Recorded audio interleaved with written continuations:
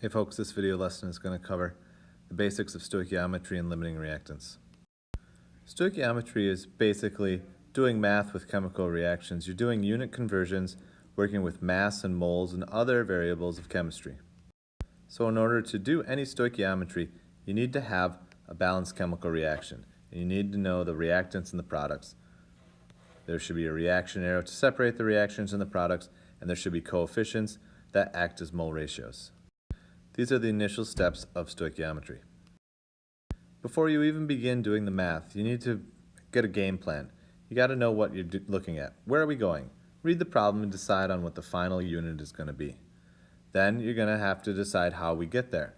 Oftentimes it's useful to work backwards from the final goal and decide where to start. Oftentimes the starting number is listed in the problem. It's either going to be a grams, a moles, chemistry-related variable. And finally, double check your answer to see if it makes sense. Is the number reasonable, or is it way outside what you would expect it to be? Oftentimes you can look at your number and decide whether or not it's reasonable based on the starting number. So now it's time to tackle a stoichiometry problem. First and foremost, check that you have a balanced chemical equation, because without it, you can't do stoichiometry. The stoichiometry revolves around the balanced chemical reaction and the mole-to-mole ratio. Without the mole ratio, you cannot convert between substances. Then, set up the problem and cancel out units in the calculation and double check for accuracy. Now, before I show you an example of a stoichiometry problem, I'm going to talk about the thought process that I personally go through when I'm setting up these problems. I'm going to create for you a little flowchart. You can use it, or you don't have to, but it's something I like to use to help set up stoichiometry problems. Now what you see right now on the page is the mole-to-mole conversion. It is the essence of stoichiometry. If you ask any chemistry teacher what is stoichiometry, it's the point in which you convert from moles of one substance to moles of another. Now in red, I'm going to write over the top of the arrow the conversion factor we use to convert from moles to moles. Underneath you see that I've placed the units mole over mole. This is a conversion factor that you would use to convert from moles of something you know to moles of something you don't know. Now on either side of these boxes labeled moles, I'm going to put in some different units that you can convert moles to and convert from moles to these other units. The most common one is mass or grams. Grams to grams stoichiometry is the most common form of stoichiometry and the one that you did probably the most often last year in your previous chemistry courses. But like the mole-to-mole ratio, the moles to grams ratio has a special name, and it's called molar mass. Molar mass is the unit conversion that you use to convert from grams to moles, or use to convert from moles to grams. Now you may remember a couple of other variables that you can use to convert to moles or from moles. And I'm going to talk about each one here today because you may need to use them when doing stoichiometry for this chapter. The first one I'm going to talk about is called the molar volume of a gas. And so basically it's used to convert from volume of a gas to moles of a gas.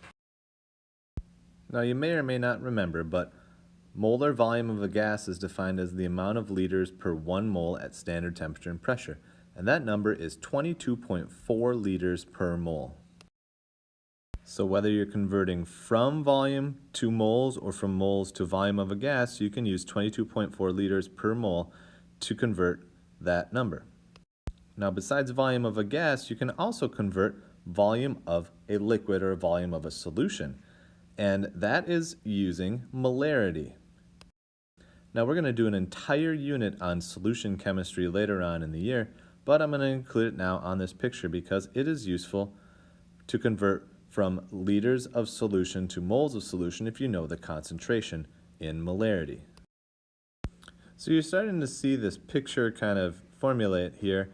Everything is converting to moles, but there's only one way to convert from moles to moles, and that's using the mole ratio.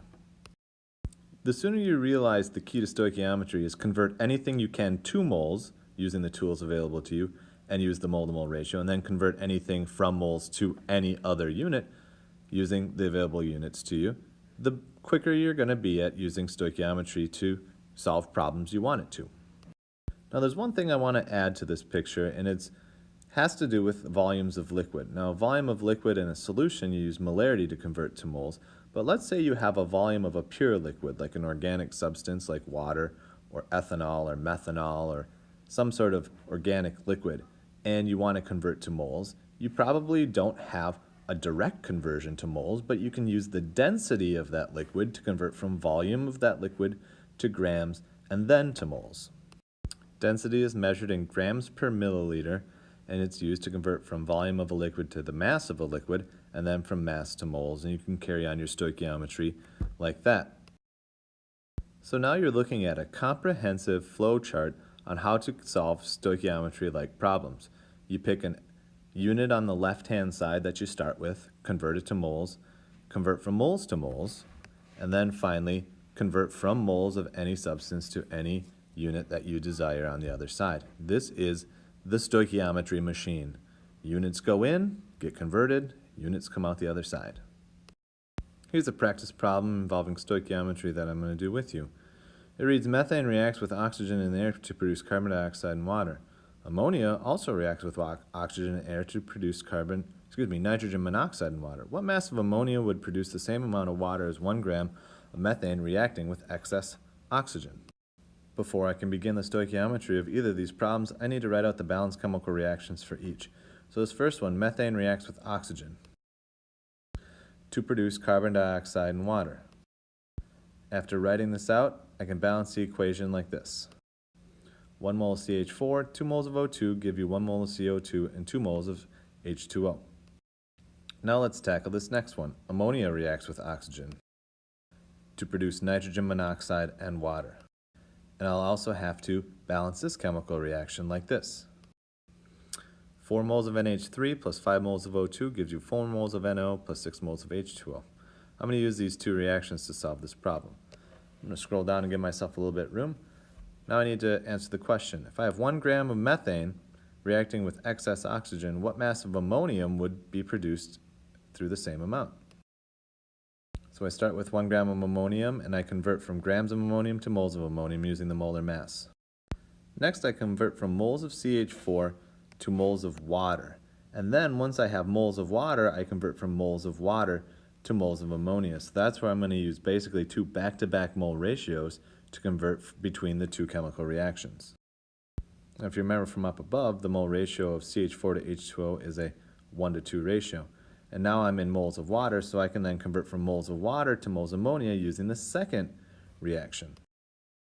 And that mole ratio is 4 moles of NH3 for every 6 moles of H2O.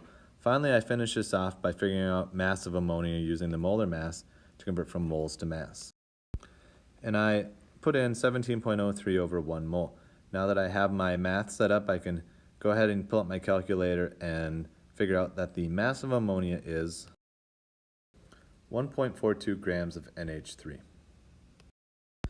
Here's another question that involves stoichiometry. This one's going to use, in fact, that molar volume of a gas which we talked about a few slides back. We've got the Haber process, nitrogen gas and hydrogen gas reacting to form NH3. Let's write out that reaction and balance it. Now that I've got the balanced chemical reaction, I can go ahead and start this problem using the kilograms converted to grams, because grams is what's most useful to us. So 15 kilograms is 15,000 grams. I take 15,000 grams of NH3 and divide by the molar mass to find moles of NH3. Next, I'm going to convert from moles of NH3 to moles of N2. I get the ratio of 1:2 from the balanced chemical reaction up above. 1 mole of N2 for every 2 moles of NH3. Finally, I'm going to use the molar volume of a gas to convert from moles of N2 to liters of N2. And so I set up the stoichiometry like this. Now I pull up my calculator, plug it in, and hit equals, and I find that the liters of N2 is equal to 9,860 liters. Now I round that answer to 3 significant figures because my original number had 15.0 kilograms. When I converted it to grams, it didn't lose its 3 significant figures. It's still 3 sig figs, and if I wanted to write this correctly, I should have used scientific notation. But I knew that I was just going to round it to the 3 sig figs at the end anyway. And so the answer here, 15,000 times 22.4 divided by the quantity 17.03 times 2 gives me 9,860 liters. Now the last type of problem you need to be worried about is the limiting reactants problem. And if you remember from last year, basically you're given 2 starting amounts one of each reactant. One of the reactants is going to run out before the other, and you need to figure out which one. The one that runs out first will effectively limit how much product gets produced, which is why it's called a limiting reactants problem. So the one that runs out affects the product production. You always want to balance the reaction first, and then take the mass or starting amount of each reactant and solve for the same product, mass of the same product.